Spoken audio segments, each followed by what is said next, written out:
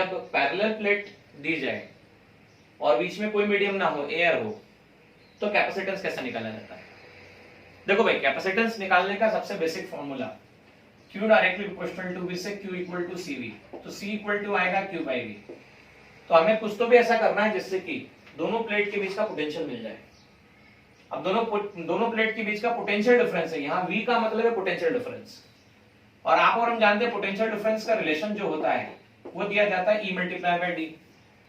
यहां से आता का सेपरेशन D मानते हैं, और ये जो होता है V equal to basically minus E multiply by D होता है, पर यहाँ पर मैग्नीट्यूड की बात की जाए तो V equal to E multiply by D लिखा जा सकता है। अच्छा, D मतलब क्या है? सेपरेशन, और E मतलब क्या है? Electric field intensity. तो आइए समझते हैं।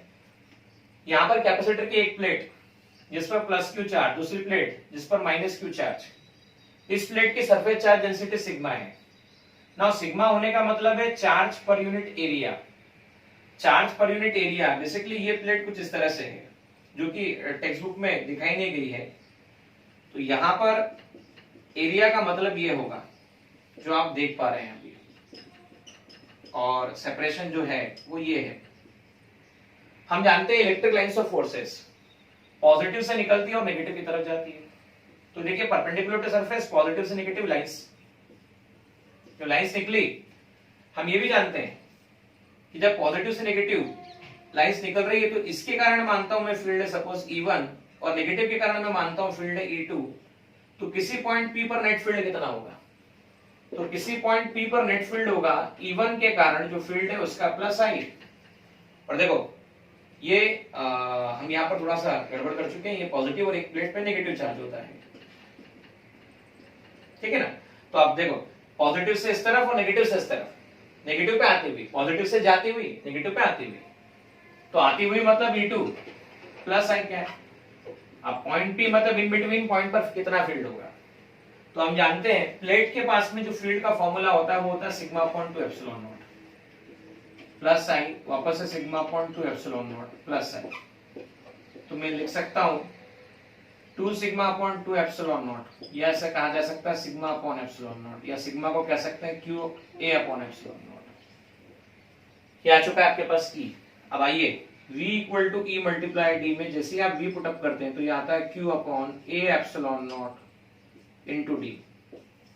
अब ये आया तो आप देखो C इक्वल टू लिखते हैं आप Q बाई V, तो Q बाई V, V कितना है?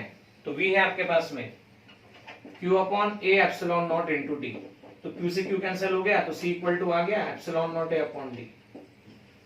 सो हम कह सकते हैं पैरेलल प्लेट कैपेसिटेंस का कैपेसिटेंस एरिया के डायरेक्टली प्रोपोर्शनल, सेपरेशन के इनवर्सली प्रोपोर्शनल, और मटेरियल पर डिपेंड करता है। तो दोनों प्लेट का सेपरेशन आप बढ़ा दो, दोनों प्लेट के बीच का सेपरेशन बढ़ा दो, कैपेसिटेंस कम हो जाएगा। ये सेपरेशन बढ़ा दो, कैपेसिटेंस कम हो जाएगा। उल्टा सेपरेशन कम कर दो तो कैपेसिटेंस बढ़ जाएगा। प्लेट का एरिया बढ़ा दो तो जितना एरिया प्लेट का बढ़ेगा उतना कैपेसिटेंस बढ़ेगा। और एप्सिलॉन नॉट मतलब कहीं ना कहीं डिपेंड करता है कि दोनों प्लेट के बीच में मीडियम कैसा होता है। तो दोनों प्लेट के मीडियम पे भी डिपेंड करता है कि इनके बीच में मीडियम क्या होता है। यहाँ पे तो एप्सिलॉन नॉट मतलब एयर अवेलेबल है, तो क्या पैरेलल प्लेट कैपेसिटर का capacitance C equal to epsilon naught D से हम सीख सकते हैं। It depends on shape, it depends on size, it depends on medium present between both the plates. अब हम जो नेक्स्ट टॉपिक जो इसमें पढ़ने वाले हैं वो ये पढ़ने वाले हैं कि अगर यहाँ पर एयर के प्लेस पे अगर कोई मटेरियल या डाइलेक्ट्रिक फिलअप कर दिया जाता है